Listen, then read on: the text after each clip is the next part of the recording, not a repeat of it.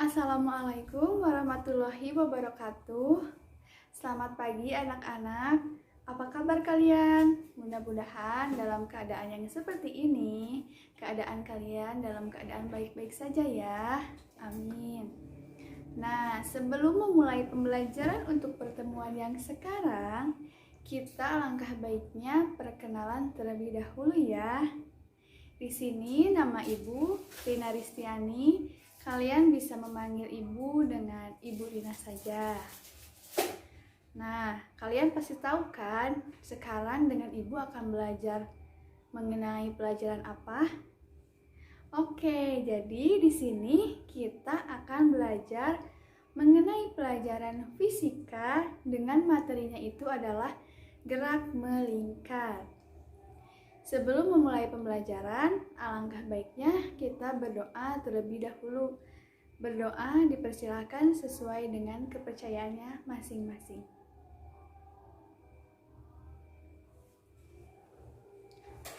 Berdoa selesai. Sebelumnya, di sini Ibu ingatkan kembali, sebelum memulai pembelajaran, alangkah baiknya adik-adik, anak-anak Ibu semuanya mengisi presensi terlebih dahulu untuk tanda kehadiran di hari ini. Presensinya sudah Ibu kirimkan di Google Classroom ya. Tinggal kalian isi saja. Nah, sebelum memulai ke materi, di sini Ibu akan menyebutkan terlebih dahulu kompetensi dasar dan indikatornya.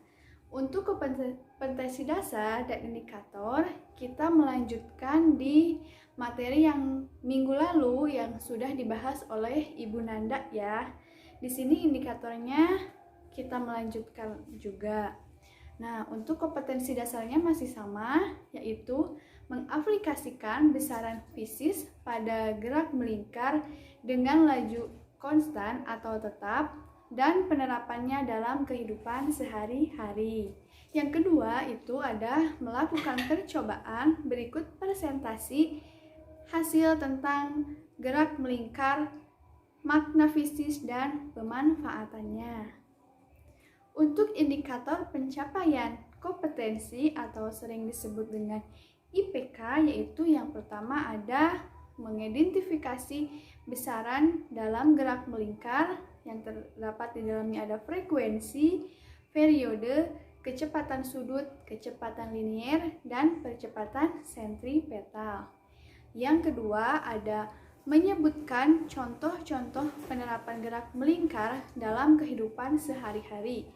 Karakteristik gerak melingkar beraturan atau disebut dengan GMB dan karakteristik gerak melingkar berubah beraturan atau disebut dengan GMBB. Yang ketiga ada menghitung besaran dalam gerak melingkar yang di dalamnya ada frekuensi, periode, kecepatan sudut, kecepatan linier, dan kecepatan sentripetal. Yang keempat yaitu ada menganalisis permasalahan fisika dalam kehidupan sehari-hari yang berhubungan dengan gerak melingkar.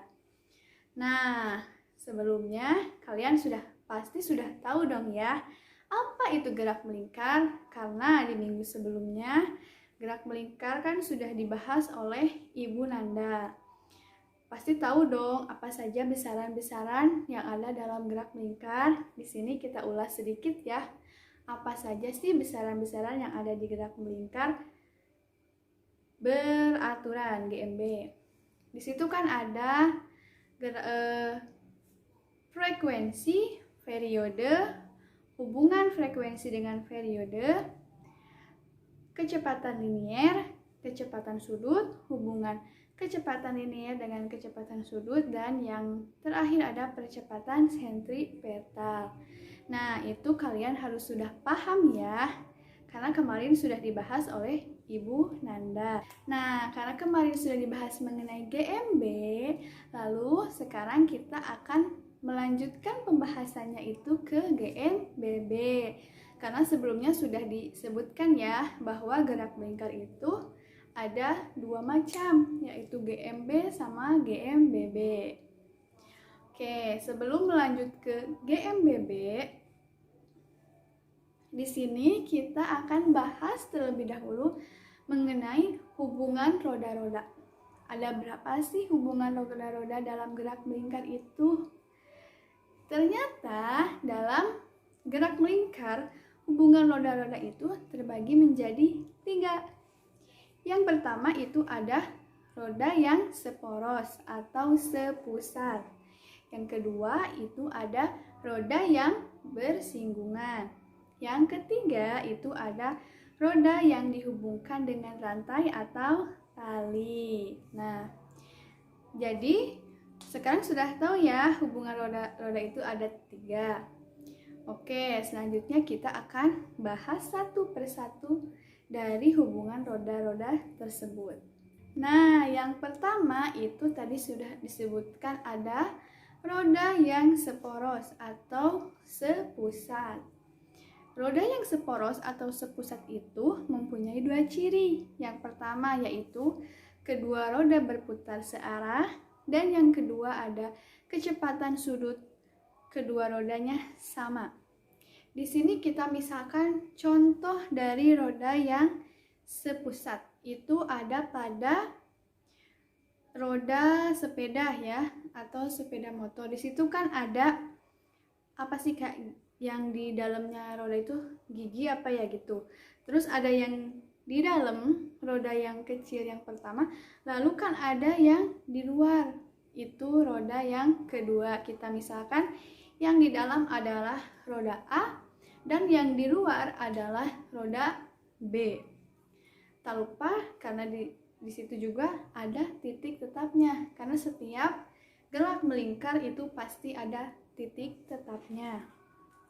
Oke, nah tadi sudah dimisalkan ya. Jadi kalau misalnya roda A sama roda B itu dengan arah yang sepusat, itu berputarnya sama satu arah, itu dinamakan dengan roda yang seporos, karena mereka itu akan berputar secara bersamaan dan searah. Di sini roda yang seporos itu mempunyai persamaan omega A sama dengan omega B. Dengan omega A itu adalah VA per RA sama dengan omeganya B itu adalah PB per RB. Dan keterangannya, V adalah kecepatan linier dengan satuannya meter per sekon, dan R adalah jari-jari dengan satuannya meter, dan omega adalah kecepatan sudut dengan satuannya radian per sekon. Nah, itu untuk yang pertama. Paham ya untuk yang pertama? Kita lanjutkan ke pembahasan yang kedua, yaitu di sini tadi ada roda yang bersinggungan ya. Nah, untuk roda yang bersinggungan di sini juga sama, mempunyai 2 ciri. Yang pertama itu kedua roda berputar berlawanan arah, dan yang kedua itu kelajuan liniernya sama. Kita misalkan di sini itu untuk roda yang bersinggungan, contohnya pada mesin jam, maaf ya. Kita contohkan di mesin jam. Yang suka kalian pakai jam tangan, itu di belakangnya kan pasti ada mesinnya ya, yang kecil-kecil itu, yang bentuknya lingkaran. Nah, mereka kan itu bergeraknya secara berlawanan ya, enggak bersamaan, enggak searah atau seporos. Jadi mereka itu akan bergeraknya bersamaan, tetapi mereka akan berlawanan. Di sini kita misalkan ada contoh, di sini ada roda A sama roda B ya. Dalam contohnya ini pun roda A itu mengarah berputarnya ke kanan, dan roda B itu berarah ke kiri. Jadi mereka itu bersama-sama memutar tetapi berlawanan, bersinggungan ya. Jadinya itu mereka berlawanan tetapi bersinggungan. Dan untuk persamaannya yaitu pada roda bersinggungan mempunyai persamaan VA sama dengan PB. dengan VA itu adalah omega A dikali RA sama dengan VB-nya itu adalah omega B dikali RB. Dengan keterangannya masih sama kalau V itu adalah kecepatan linier dengan satuannya meter per sekon, R adalah jari-jari dengan satuannya meter, dan omega adalah kecepatan sudut dengan satuannya radian per sekon. Jadi kalian itu jangan lupa kalau misalkan ada persamaan-persamaan gitu harus dicantumkan satuannya ya. Nah, untuk yang ketiga itu ada roda yang dihubungkan dengan tali atau rantai. Itu hanya mempunyai satu ciri saja. Apa? Itu adalah arah dan besar kelajuan linier pada dua roda yang dihubungkan dengan rantai atau tali. Nah, kita misalkan di sini untuk yang belakang, bagian yang rongga yang belakang itu roda yang belakang kita misalkan itu adalah roda A dan yang di depan itu adalah roda B. Jadi mereka akan bergerak hanya dengan hubungan rantai atau tali. Jadi mereka itu bergeraknya dipengaruhi oleh hubungan rantai atau tali dan mereka akan bergerak bersamaan satu arah ya. Nah, itu contohnya. Sini juga mempunyai persamaan yang dengan persamaannya adalah VA sama dengan VB. Dengan VA-nya itu adalah omega A dikali dengan RA dan VB adalah omega B dikali dengan RB. Dengan keterangannya saya tidak bosan-bosan untuk mengingatkan supaya kalian ingat juga karena keterangannya itu masih sama. Kalau V adalah kecepatan linier dengan satuannya meter per sekon dan R adalah jari-jari dengan satuannya meter dan omega adalah kecepatan sudut dengan satuannya radian per sekon. Nah, barusan kan sudah dibahas mengenai hubungan roda-roda ya. Mudah-mudahan kalian paham dengan hubungan roda-roda yang sudah Ibu jelaskan barusan. Itu ada berapa? Ada 3 ya. Kita ingatkan lagi, yang pertama ada roda yang seporos, yang kedua ada roda yang bersinggungan, dan yang ketiga ada roda yang dihubungkan dengan tali atau rantai. Seperti janji Ibu tadi di awal, kita akan melanjutkan pembahasan dari minggu yang sebelumnya. Karena sebelumnya itu membahas GMB, kita sekarang akan membahas mengenai GMBB. Apa itu GMBB? Gerak melingkar berubah beraturan. Nah, untuk definisinya, GMBB adalah gerak suatu objek yang lintasannya berupa lingkaran yang mengelilingi suatu titik tetap dengan kelajuan yang berubah. Nah, untuk GMBB ini mempunyai 4 karakteristik ya. Yang pertama itu memiliki lintasan berupa lingkaran. Jelas saja ya karakteristik yang pertama seperti ini, karena kan yang kita bahas itu melingkar, jadi otomatis lintasannya akan berupa lingkaran. Begitupun sama di minggu-minggu sebelumnya kita kan membahas mengenai gerak lurus, lintasannya pun lurus ya. Nah, di sini pun sama. Karena kita membahasnya gerak melingkar, jadi untuk lintasannya pun melingkar ya. Oke, yang kedua itu ada terjadi perubahan kecepatan sudut pada benda, karena di sini judulnya juga berubah beraturan. Yang ketiga itu adalah percepatan sudutnya tetap. Yang keempat itu ada gerak benda dipengaruhi oleh gaya sentripetal. Nah, barusan kan kita sudah membahas mengenai definisi dari GMBB atau gerak melingkar berubah beraturan.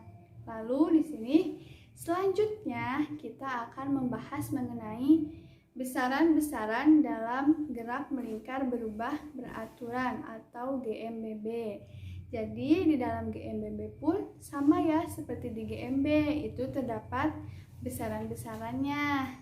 Yang pertama itu ada percepatan sudut atau anguler.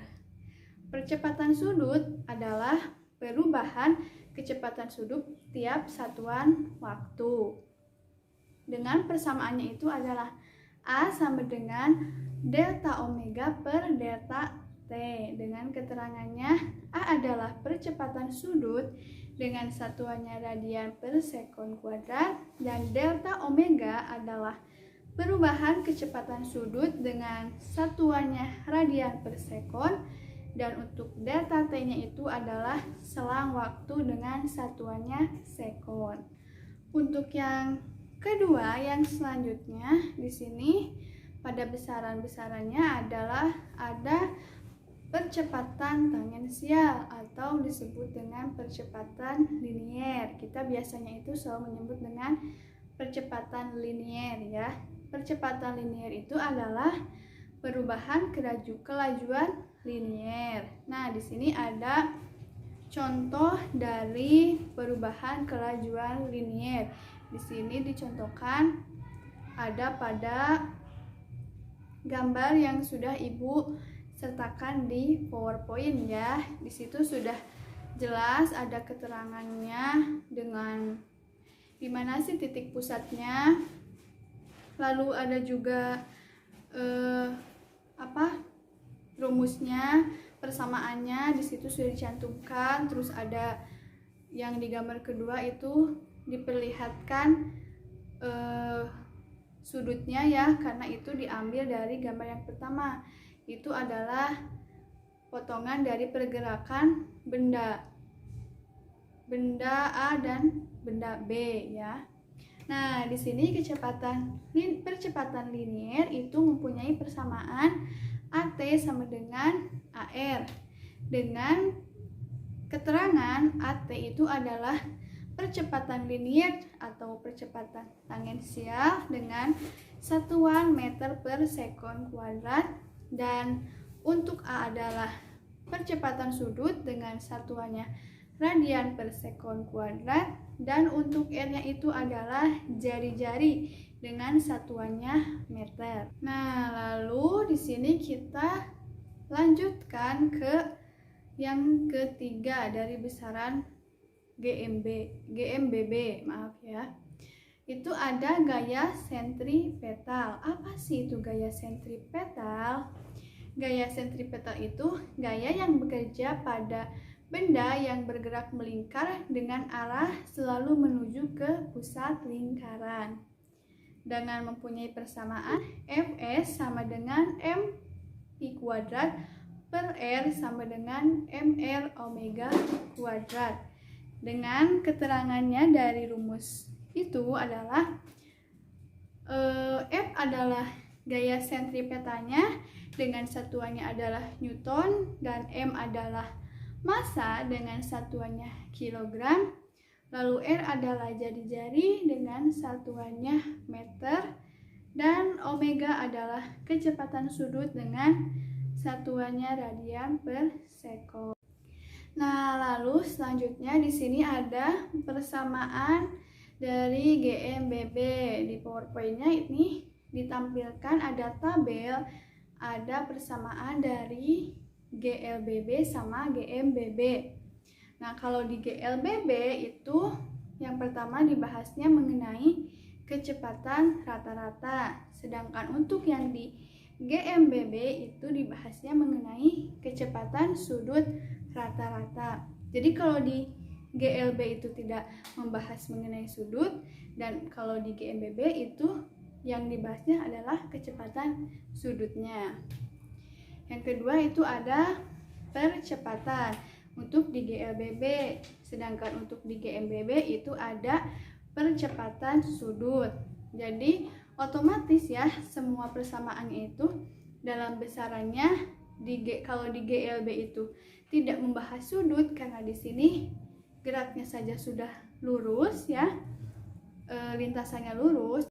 Jadi hanya membahas rata-ratanya saja. Tetapi kalau misalnya di GMBB itu kan di sini geraknya melingkar. Jadi otomatis kalau yang melingkar seperti itu pasti mempunyai sudut. Karena di sini kan dalam gerak melingkar itu si gerak melingkar itu mempunyai titik tetap di dalamnya ya. Nah, karena kita untuk pembahasannya sudah selesai, untuk selanjutnya di sini kita akan mengerjakan contoh soal terlebih dahulu ya, untuk mengingatkan kembali materi hari ini. Karena kan kata pepatah juga kalau misalnya kita sering melakukan latihan soal, kita akan terbiasa. Jadi kita itu memorinya itu akan selalu ingat terhadap materi itu jikalau nanti pas ujian. Jadi kalian itu jangan sampai nanti pas ujian malah SKS.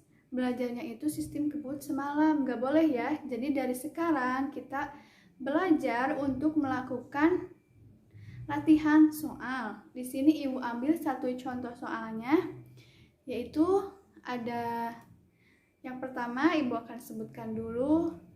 Soalnya di sini ada sebuah partikel berputar melalui lintasan melingkar berubah kecepatan sudutnya dari 120 rpm menjadi 180 rpm dalam waktu 40 detik.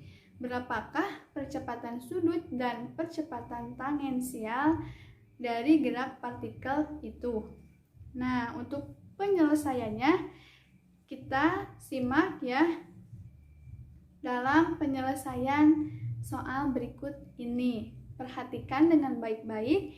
Jikalau misalnya mau kalian tulis, itu lebih baik, lebih bagus, supaya nanti ada bahan untuk kalian menghafal. Di sini kita belajar bersama-sama ya.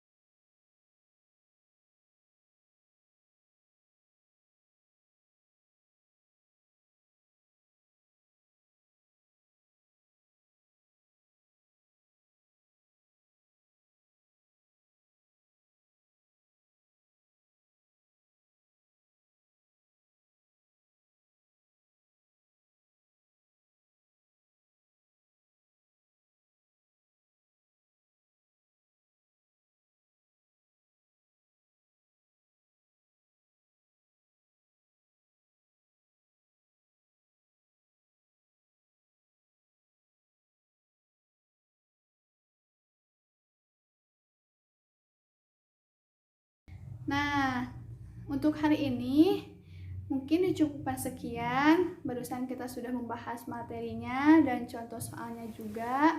Mudah-mudahan anak-anak ibu semua bisa memahami materi hari ini dan kalian tidak puas dengan materi yang ibu berikan, supaya kalian itu belajar terus-terusan, mencari terus-terusan dari sumber lainnya supaya kalian lebih paham lagi ya. Kita akan bertemu di pertemuan selanjutnya pada materi selanjutnya. Dan untuk hari ini dicukupkan sekian. Sebelumnya ibu ingatkan kembali, jangan lupa isi presensi untuk hari ini karena di situ ada masa tenggangnya. Dan presensi ini juga termasuk dalam penilaian ya. Wabillahi taufiq wal hidayah. Wassalamualaikum warahmatullahi wabarakatuh.